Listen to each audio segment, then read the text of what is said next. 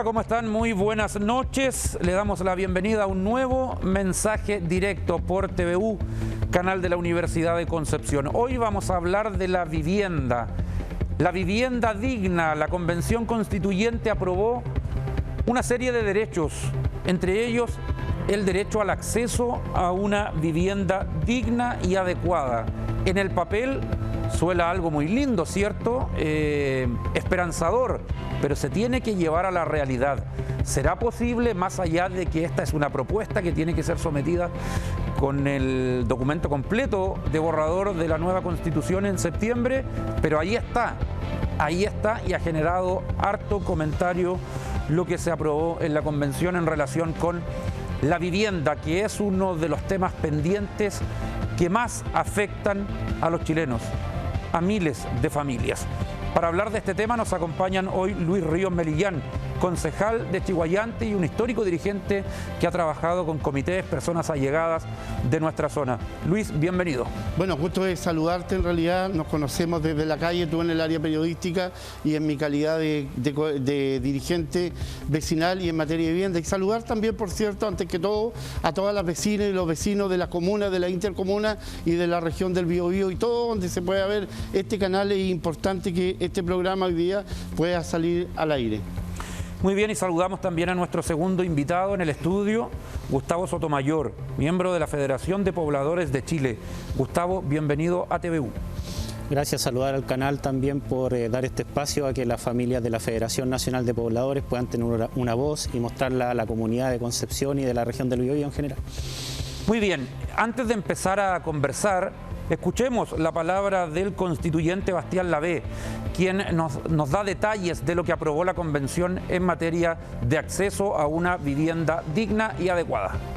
Este es un paso muy importante en torno a una situación que durante los últimos años se ha visto agravada respecto a los conjuntos y los espacios habitacionales, donde la calidad de vida de especialmente los sectores más empobrecidos se ha visto afectado directamente por el lucro, por el acaparamiento y por la privatización principalmente de este derecho que no está consagrado en la actual Constitución. Las características culturales, comunitarias, la accesibilidad, la habitabilidad, que son elementos clave, no solamente un conjunto habitacional, sino que también aquellos servicios que puedan proveer de una vida digna para todos y todas.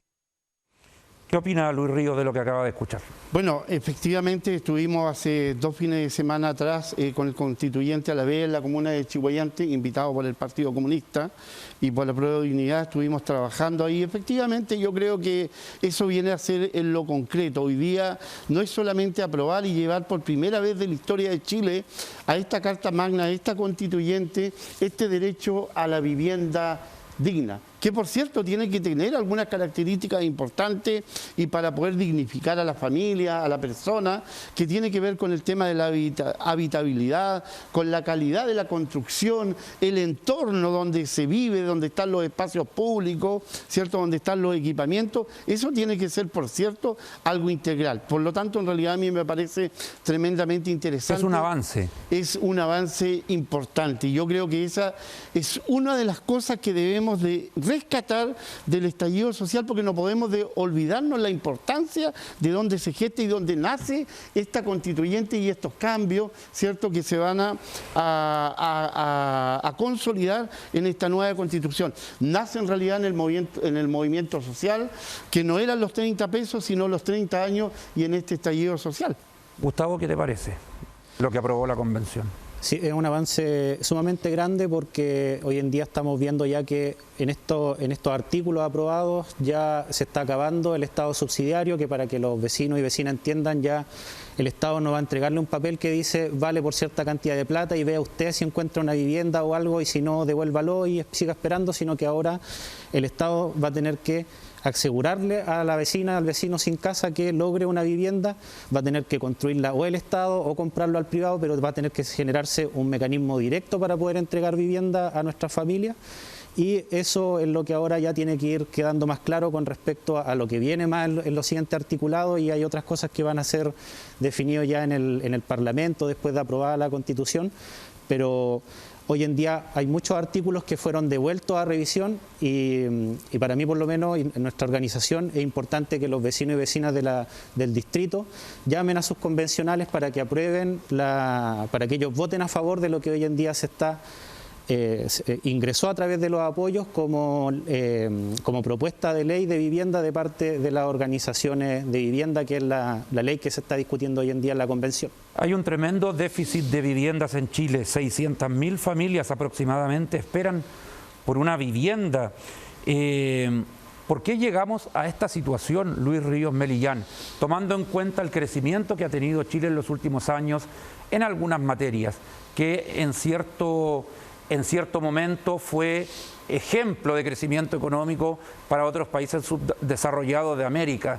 Pero nos quedamos, al parecer, en avanzar en algo tan básico como la vivienda. Yo creo que Chile en realidad se queda en materia de igualdad, en materia de vivienda, también de salud y otros temas que son el tema social. ¿Y qué ocurre? Que aquí se privilegió el mercado ante los problemas sociales, ante la familia, los grandes empresarios de este país en realidad, que privilegiaron, que vieron el negocio en la vivienda. Por lo tanto, el Estado de Chile, ¿cierto?, debiera haber potenciado, debiera haberse fortalecido un pilar importante, fortalecer en lo social en materia de vivienda. Y aquí es donde entran todos los especuladores, todos los privados, todos los inversionistas. En realidad, no dejar de recordar que hay personas que tienen 118.000 hectáreas solo en una parte del sur. No voy a dar nombre, pero hay otros que tienen 3.000 y tantas hectáreas, que es el 30% de lo que se requiere en hectáreas para solucionar el problema de la vivienda. Aquí lo que gatilló esto es el modelo económico y el proteccionismo que han tenido los congresistas hacia este gran empresariado.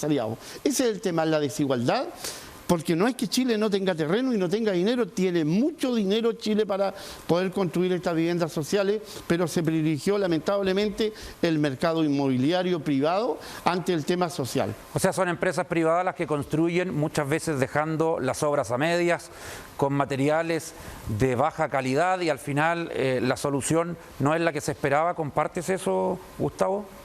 Sí, por supuesto, tenemos los casos de Mirador del Pacífico, por ejemplo, en donde son un montón de familias que perdieron su vivienda para el terremoto y hoy en día ellos todavía están luchando porque se le entregaron viviendas que al final quedaron mal construidas y constantemente se inyectan recursos para repararlas, pero son reparaciones que son estructurales y nunca las van a poder reparar, y ya sus departamentos están costando 60 millones de pesos o más, debido a que no existe esta vinculación que sea directamente con la familia y la construcción de vivienda. Y con respecto a lo que decía el concejal, también dentro de la nueva constitución que se quiere aprobar, uno de los incisos importantes es que a nivel de la Constitución exista la expropiación por urgencia habitacional, porque existen terrenos que acumulan y acumulan años por el tema del plusvalor, que les quieren sacar la mayor cantidad de riqueza, y son muchas hectáreas, como decía aquí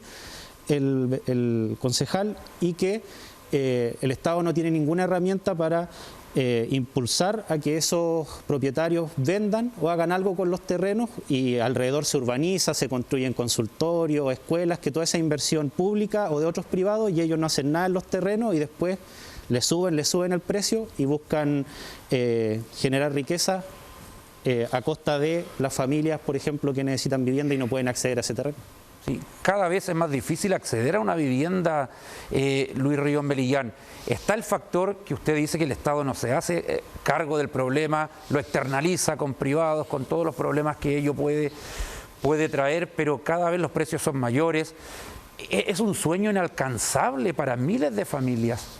Los sueldos son bajos. ¿Qué pasa? Que cada vez es más lejano cumplir ese anhelo.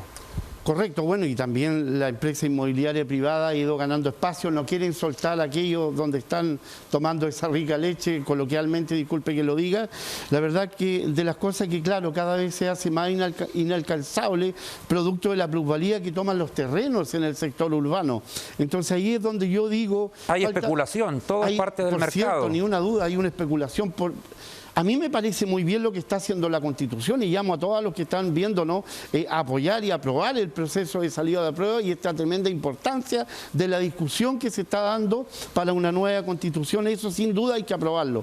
Yo creo que aquí lo que ocurre y lo que falta, y esa es la tarea de nosotros como dirigentes, concejales, como el vecino aquí de otro sector, es seguir hincando en realidad el tema, seguir con mucha fuerza, con mucho ahínco, que finalmente aquí lo que nosotros después de esto que se apruebe la Constitución a quienes hemos invitado, es que tenemos que seguir trabajando para que Chile tenga una política de suelo. La política de suelo. Sí, de los últimos años del Estado de subsidio, el Servio, se arman colas, la gente espera años. ¿Eso ya se agotó? ¿No sirve? ¿Es insuficiente? Yo creo, insisto, voy a hacer hincapié de nuevo, una política de suelo no tiene nada que ver con el decreto y con la política de vivienda, porque para poder, discúlpenme lo coloquial, plantar o sembrar una vivienda, usted tiene que tener un suelo, y el suelo hoy día está sobrevalorado, producto que el Estado invierte en las comunas muchos recursos, el privado con información privilegiada compra y sobrevalúa el precio después. ¿Y qué hay que hacer? ¿Expropiar? Yo creo que el camino es hacer bancos de suelo, buscar todos los terrenos de bienes nacionales y por cierto que si en algún momento hay que llegar a la expropiación con el debido pago, porque no creo que debamos de expropiar sin pagar nada, no estoy por eso. Y hay quienes le tienen miedo a la expropiación. Hay quienes tienen miedo a la expropiación, como que les van a robar algo. Claro, yo creo que la expropiación sin pagar lo que corresponde, no corresponde, porque algunos se lo han ganado como corresponde, hoy día tienen espacio y hay que pagárselo. Yo no creo que tenga que ser una expropiación sin ni una retribución, tiene que pagarse. Creo que una de las ideas del gobierno de Boric es un banco de suelos. ¿Te parece atractiva la idea, Gustavo? Sí, de hecho esa es una de las ideas de la FENAPO y de otros movimientos de vivienda que lo vienen planteando. Ustedes lo plantearon. Que lo vienen diciendo desde el gobierno de Elwin, para decirle solamente más o menos de qué tan antigua es la idea. Lamentablemente se viene implementando de parte de los gobiernos demasiado lenta la política de suelo. Y es sumamente fundamental, pusimos aquí el tema de las expropiaciones, pero hoy en día hay un montón de suelos que están a la venta y que hoy en día no se pueden comprar porque los subsidios y el decreto del DS49 no tienen los fondos ni los mecanismos para poder comprar y arreglar los suelos, porque está pensado en la lógica de cómo es el suelo allá en Santiago y no reconoce que acá, por ejemplo, estamos sobre humedales que fueron rellenados, hay rellenos que son malos, que tienen que volver a ser intervenidos, que construimos sobre el río Biobío, que rellenamos el río Biobío parte, que también tenemos un montón de cerros y el DS49 ya casi nunca ha dado y ahora ya no da definitivamente, y en la reunión que tuvimos con el ministro este martes nos decía que para él el DS49 era un decreto fracasado ya y que estaban en función de construir otra cosa. ¿Esto se agravó con la pandemia? ¿La situación de la familia? No, el problema de la vivienda cada vez es más grave. De hecho, por ejemplo, nuestras familias... Pero se detonó con la pandemia porque hemos visto muchas tomas de terrenos, los campamentos han crecido. ¿Tú crees que la crisis sanitaria, que fue económica, también por el estallido, fue un factor que influyó? Sí, porque la mayoría de nuestras familias gana lo mismo o menos y todos los precios, los arriendos han subido un montón y ahora ya, si uno no puede pagar un lugar donde estar, tiene que irse a la toma nomás. Sí. O tomarse otras casas. Vamos a volver de inmediato, tenemos que ir a una pausa y ya seguimos en Mensaje Directo.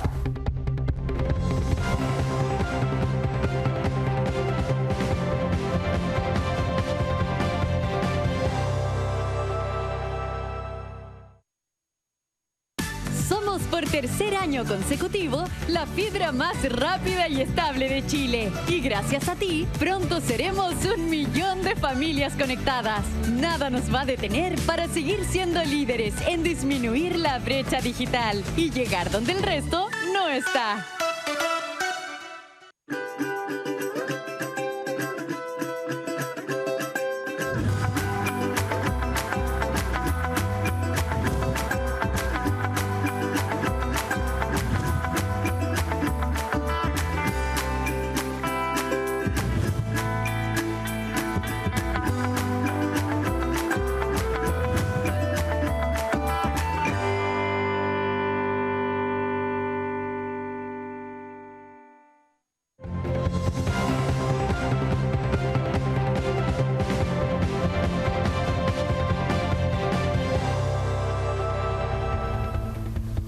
Seguimos en Mensaje Directo y retomo la conversación con Gustavo Sotomayor. Cuéntanos de ti, Gustavo, ¿de dónde vienes, a quién representas? Sí, bueno, yo soy nacido en Talcahuano hasta como los 20 y algo. Estuve ahí en Talcahuano y después me fui a vivir a la Toma de las Princesas, que se conoce, que fue un proyecto habitacional que no pudo concretarse porque el banco quebró, lo compró Scotiabank, después terminaron rematando las casas y la cooperativa que estaba en esas casas nos pidió que nosotros las ocupáramos para que no se las remataran y las perdieran. ¿Les pidieron eso? Sí. ¿No fue por un acto rebelde de ustedes? No, nosotros empezamos a trabajar con ellos, yendo al banco a presionar y después ellos nos pidieron que hiciéramos esa ocupación de las casas, para que después nosotros tuviésemos solución habitacional en otra parte y después ellos se les devolvieran las casas si es que la lucha daba a buen pie. ¿Cuántos años lleva esa toma, por decirlo así? 7 años más o menos. 7. ¿Cuántas familias? Casi 200, diría yo. ¿Se quieren quedar ahí o irse? A nosotros lo que nos interesa es poder ver que la cooperativa obtenga lo que quiere, porque hoy en día no sabemos si quieren las casas o quieren que les devuelvan la plata para irse a otra parte o vivir en otra parte, porque mucha gente es de Chillán, de la cooperativa. Entonces nosotros estamos abiertos a que si se puede comprarle, si el Estado le puede comprar las casas para después entregarle la plata a los de la cooperativa y nosotros estar ahí, o si tenemos que ir a otra vivienda, estamos abiertos a si les dicen, todas las posibilidades. Quédense, pero hay que pagar algo, un dividendo, ¿están dispuestos o no? Estamos abiertos a recibir todo. A conversar. Nosotros hemos ido todas estas veces a hablar antes de este gobierno al Serviu, a la Ceremi, nunca nos han... ¿Nunca han tenido un desalojo? Nada, no han dicho nada. No. Ya. No. Bueno, me imagino que esto que cuenta Gustavo lo ha escuchado de otras personas también, Luis. ¿Qué le parece? Hemos trabajado, Mauricio Concha estuvo también en ese tema, estuvo también Javier Sandoval. Bueno, nosotros somos dirigentes que nos ha tocado estar en distintos puntos. ¿Y qué opina que gente tenga que tomarse viviendas que son para otras personas o terrenos? Bueno, la verdad las cosas que frente a la necesidad, cuando hay familia, cuando hay una prole, cuando hay niños y habiendo espacio, la verdad que yo no lo dudaría. De hecho, yo tengo una toma en la comuna de Chihuayante, en unos departamentos que el Serviu debiera haber desarmado, todavía no lo hace, haber demolido, es la palabra, perdón, y la verdad que yo hice una toma de 48 familias con niños, guagua, hace ya casi 2 años, casi me costó el cargo, la crítica de los concejales, pero yo frente al dolor, frente al sufrimiento y frente a la necesidad de una vivienda, la verdad que no lo pienso 2 veces. Ustedes me conocen como soy ya, así que frente a ese tema yo no modelo. Pero hay quienes se toman terrenos y crean un campamento, como por ejemplo en Talcahuano, ahí en La Libertad. Pero hay quienes se toman casas de otras familias que están esperando una vivienda y ahí se arma un conflicto. ¿Eso usted lo justifica? Yo creo que la verdad se justifica en la medida que sea una herramienta de negociación. Pero yo no creo... De presión, más que permanente. De negociación y presión. Cuando tú presionas, te permite en realidad sentarte en una mesa con la autoridad y poder negociar. Pero, o sea, comprende y acepta la forma, pero por ningún motivo que alguien tome algo y se quede a vivir ahí para siempre, si pertenece a otro. La verdad que no estoy de acuerdo con eso. Yo creo que ahí tiene uno que tener la muñeca y la capacidad política para poder gestionar. Porque uno está claro que uno va por una vivienda que tiene que hacerse un proyecto, postular al proyecto y adjudicar, en este caso, los fondos. Sí. Vamos a ver un Twitter de nuestro colega Hugo Varela, quien hoy publicó lo siguiente. Alerta en vecinos de Caleta Lenga de Hualpén. Personas que no serían del sector están delimitando terreno del santuario para construirse viviendas. Esto obviamente va a derivar en una toma. Yo no digo que sea bueno o malo, solo informo el hecho, dice nuestro colega director de prensa. Bueno, nos comunicamos con el municipio de Hualpén y efectivamente hay intenciones de toma. Escuchemos la palabra de Miguel Rivera, a ver qué nos comenta de lo que está pasando en el sector de Lenga. Bueno, primero clarificar que es un terreno de privado. Lo segundo es tapante y está dentro de lo que es el santuario y la naturaleza. Nosotros obviamente que solidarizamos con las familias que hoy día no tienen una solución habitacional. Nos interesa además también que si la llegan a tener tengan una solución habitacional digna. Ahí no tenemos alcantarillado, no tenemos los servicios básicos, lamentablemente. Y obviamente que es una situación que nos preocupa de sobremanera. Pedimos hoy día ver la posibilidad de que podamos generar una mesa de trabajo mucho más amplia, hoy día también con el gobierno. Sí, el municipio, el alcalde ha descartado una petición de desalojo o algo así, habla de que es un terreno privado, pero está emplazado en el santuario de la naturaleza, que ya complejiza más el problema, pero el alcalde dice entender la desesperación de las personas, la necesidad de una vivienda. Gustavo, ¿qué te parece eso de Lenga? Mucha terrible que familias tengan que tomarse terrenos para poder cerca tener del mar, el frío, una vivienda, imagínate. y nunca es algo, no se hace por gusto, sino que al contrario hay mucha dificultad, hay mucho pesar, especialmente ahora en otoño, entrando el invierno. Es una situación dura y esperamos que puedan lograr una solución habitacional que sea realmente digna lo más pronto posible y que reciban todo el apoyo de las instituciones pertinentes. Hay que entender esa desesperación, como decíamos. Hay que estar ahí en los zapatos. Sí, pues. Sí, a mí no me cuesta entenderlo, por lo menos. ¿Tú lo has vivido? No tanto, porque nosotros, Pero lo has visto. nosotros hemos ocupado, Claro. Estamos ocupando viviendas construidas. Las tomas, sí, yo he estado en muchas tomas como en parte de la asamblea, viendo si hay tomas que han querido federarse. Pero si no hubiese estado en una vivienda, ¿igual participas en una toma en un campamento, por ejemplo? Sí, pues. Sí. Otro ejemplo más, el de Lenga, Luis Ríos. Sí, la verdad las cosas, yo insisto, yo no escatismaría, creo que sí, en realidad los dirigentes tienen que saber y entender qué es lo que es un mecanismo de presión. Cuando hay un humedal, medioambientalmente uno tiene que estar preparado, proteger, pero ¿sabe qué?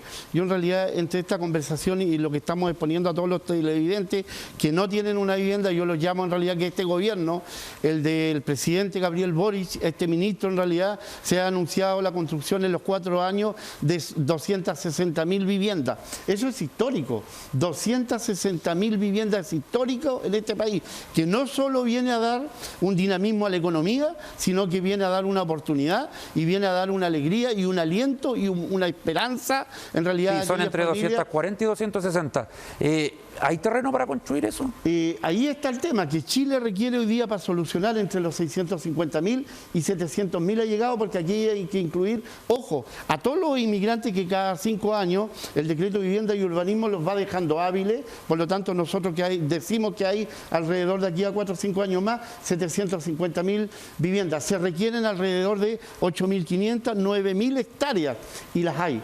El Estado chileno a través de bienes nacionales los tiene, las comunas los tienen, cada vez que en realidad podamos con los... Mira, hemos estado conversando con Marco Muñoz, con Roberto Bernal, arquitecto, con el urbanista en realidad Héctor Rodríguez, y la verdad que hay espacios que se pueden incorporar a la comuna, dejar como sector urbano en realidad, y por último el plano metropolitano es paraguas para esto, y esos terrenos se pueden generar los bancos de suelo, pero haciendo un previo diagnóstico de cada municipalidad y de cada comuna. No, si uno ve la extensión, el largo de Chile, hay sectores despoblados y la cantidad de población en nuestro país es poca en comparación con el porte del territorio.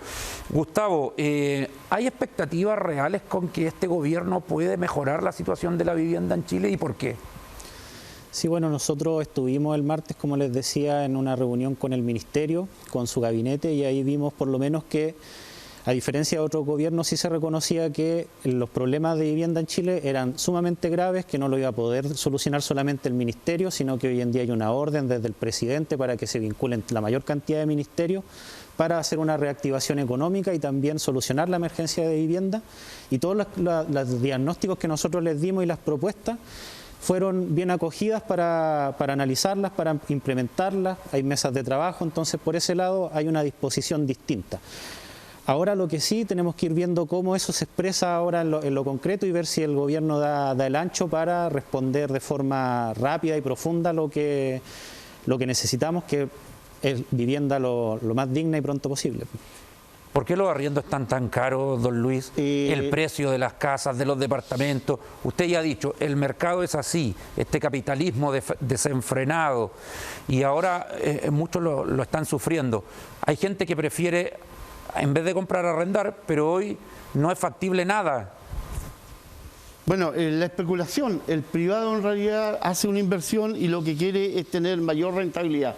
Y yo creo que esta mayor rentabilidad hoy día, el escenario que hay económico, en realidad, la falta de vivienda en Chile en realidad, con tanto inmigrante también, porque hay muchos inmigrantes, ha llegado demasiado, en realidad eso hace que el mercado de la vivienda no dé abasto a lo que hay. Entonces lo que hay tiene que cubrirse a un buen precio. Hay una especulación, por cierto, y eso es cuando yo insisto, una política... ¿Especulación justificada o inflada? No, hay una y en todo orden de cosas, hoy día Chile, en realidad, los empresarios de Chile y los privados, los que tienen una vivienda, en realidad han especulado. Hoy día está inflado, no solamente el tema de la vivienda, los alimentos también. Hoy día el empresariado chileno, los que producen tallarines, harina, lo que sea, ¿cierto? Hoy día han especulado en base al alza de sueldo. Ellos ya tienen su arca seguras, eso es un tema claro, ya especularon y no liquidaron a nosotros porque con la alza de precios se genera una inflación. O sea, las luquitas de la vecina, el vecino cada vez valen menos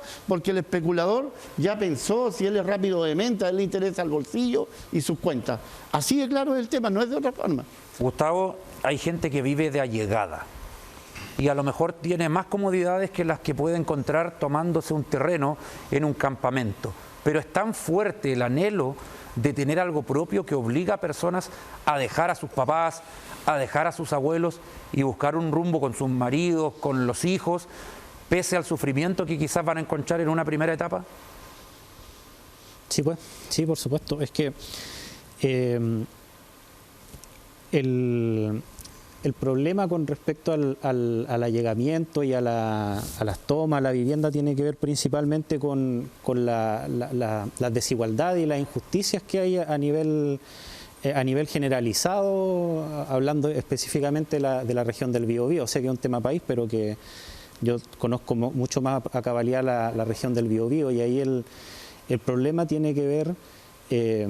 Para solucionar eso más de fondo, lo que nosotros siempre planteamos es que, hace mucho tiempo que venimos planteando, es que hoy en día la construcción y el diseño de la vivienda está en manos de privados, solamente de privados.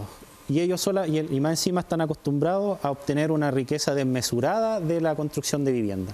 Entonces lo que nosotros le hemos planteado a todos los gobiernos, y que hoy en día por lo menos están abiertos a echarlo a andar, que es una línea en donde haya construcción de vivienda desde los comités de vivienda, desde organizaciones públicas, donde podamos estar los vecinos, porque dentro de los vecinos hay técnicos, hay profesionales, hay obreros de la construcción. Entonces nosotros podemos estar dentro y ingresar en estos nuevas, por decirlo así, pymes de construcción, pero que sean mucho más social y con un rol público, profesionales y vecinos que tengan esta visión de tener un buen sueldo, pero no hacerse una riqueza desmesurada que perjudica finalmente que las familias logren una vivienda definitiva.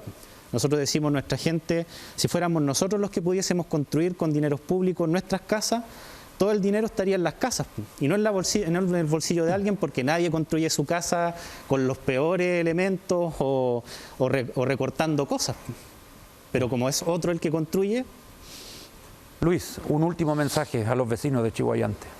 Vecinos de Chiguayante, sabemos que en la comuna de Chiguayante hay muchos allegados y hoy día como concejal tenemos organizada alrededor de 800, 900 familias en la comuna de Chiguayante, por lo menos nuestra agrupación, seguir buscando terreno. Les digo a los vecinos que fueron allegados, que viven al lado de un sitoriazo, no se molesten, porque después el allegado se molesta cuando hay un sitoriazo y vuelven a llegar allegados. ¿Qué gente va a llegar cuando ellos sufrieron el mismo problema?